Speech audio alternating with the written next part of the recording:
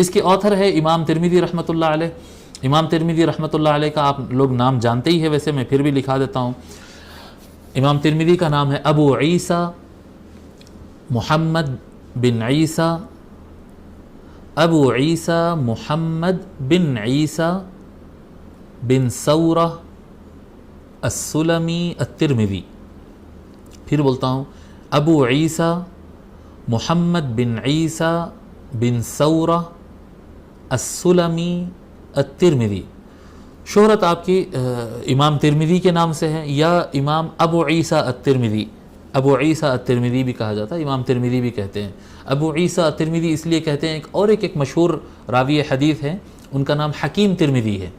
تو جب دو ترمذی میں گڑبڑ ہوتی ہے کہ کون، امام ترمذی نے بیان کیا کون سے ترمذی ہیں، تو ایک حکیم ترمذی ہوتے ہیں، ایک ابو عیسیٰ الترمذی ہوتے ہیں. ویسے عام طور پر جب امام ترمذی کہا جاتا تو اس سے مراد ابو عیسیٰ الترمذی ہی ہوتے ہیں.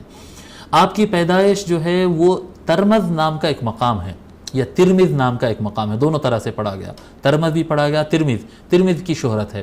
ترمذ ایک علاقہ ہے، ایک قصبہ، ایک گاؤں ہے خراسان صوبے کے اندر. خراسان ایران کا ایک صوبہ ہے، ایک علاقہ ہے، اسٹیٹ کہتے ہیں نا ہمارے یہاں ہندوستان میں، جیسے آندھرا پردیش ہوتا ہے، کرناٹکا اور مہاراشٹرا ہوتا ہے، اسٹیٹ صوبہ کہتے ہیں. تو صوبہ خراسان ایران کا ایک صوبہ ہے خراسان، اس میں ایک علاقہ ہے جس کا نام ہے ترمذ. وہاں کی آپ کی پیدائش ہے، اس لیے آپ کو ترمذی کہا جاتا. اور آپ کی پیدائش سن 209 یا 210 کو ہوئی ہے. اس میں یعنی مختلف روایتیں ملی تو میں نے سوچا کہ دونوں آپ کو بیان کر دوں. 209 یا 210 ٹھیک ہے آپ کی پیدائش ہے. آپ بہت سفر کیے. امام ترمذی رحمۃ اللہ علیہ طلب علم حدیث میں آپ بخارا کا سفر کیے، مرو کا سفر کیے، رئی کا سفر کیے ہیں، عراق کا سفر کیے ہیں، اور حرمین یعنی مکہ اور مدینہ دونوں کا آپ نے سفر کیا ہے طلب علم کے لیے. آپ کے مشہور اساتذہ ہیں اسحاق بن راہویہ. اسحاق بن راہویہ یہ بہت بڑے امام ہیں. اسحاق بن راہویہ اور امام بخاری اور قتیبہ بن سعید اور محمد بن بشار، یہ آپ کے اساتذہ ہیں جن سے آپ علم الحدیث حاصل کیے. اور بھی بہت ساری بڑی لسٹ ہے، میں ایک 4-5 نام جو سب سے زیادہ مشہور ہیں ان کے ایک 4-5 نام آپ کو دے دیا. اسی طرح سے آپ کے اسٹوڈنٹس میں بہت ایک دنیا آپ سے علم حاصل کی ہے، لیکن چند مشہور نام: ہیثم بن کلیب الشاشی. ہیثم بن کلیب الشاشی، ان کی کتاب ہے مسند الشاشی، مسند الکبیر بھی کہا جاتا ہے اس کو، یعنی بڑی کتاب ہے. تو اس کے مؤلف ہے ہیثم بن کلیب الشاشی ہے. داود بن نصر ہے. حسین بن یوسف الفربری ہے، حسین بن یوسف الفربری وغیرہ، یہ ان کے شاگرد ہے. امام ترمذی رحمۃ اللہ علیہ کی وفات 13 رجب کو ہوئی. امام ترمذی رحمۃ اللہ علیہ 13 رجب کو ہم یاد رکھتے ہیں، 13 رجب ہم نہیں بھول سکتے ہیں، اور کیونکہ 13 رجب کو ہم یاد کرتے ہیں مولا علی علیہ السلام کی ولادت کے اعتبار سے. مولا علی کی جس تاریخ کو ولادت تھی 13 رجب، بس وہی 13 رجب کو آپ کا وصال ہوا. امام ترمذی رحمۃ اللہ علیہ کا وصال ہوا، اور اس دن لیلۃ الاثنین تھی. اثنین کے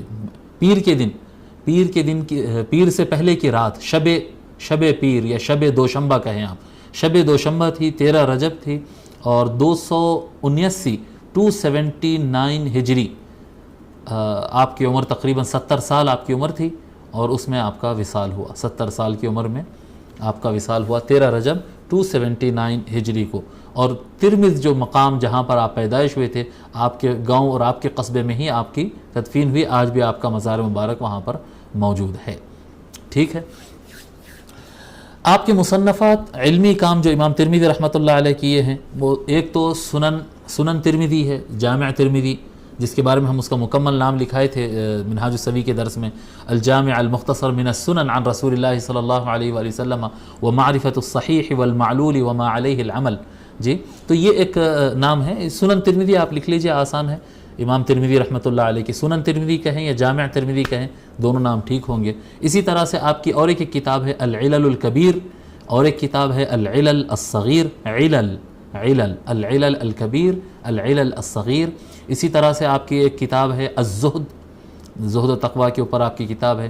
اور ایک کتاب اسماء الرجال میں آپ کی الاسماء والکنہ، الاسماء والکنہ، ایک ہوتا اصل نام، ایک ہوتی کنیت، تو اس کی پہچان پر ایک کتاب ہے. اسی طرح سے اسماء الصحابہ، صرف صحابہ کرام رضی اللہ عنہم کے ناموں کے اوپر آپ کی کتاب ہے امام ترمذی رحمۃ اللہ علیہ کی اسماء الصحابہ نام سے، اور 7ویں کتاب آپ کی، یہ 6 کتابیں میں ذکر کیا اوپر، اور یہ 7ویں کتاب الشمائل المحمدیہ جو ہمارے ہاتھوں میں ہے اس وقت، الشمائل المحمدیہ،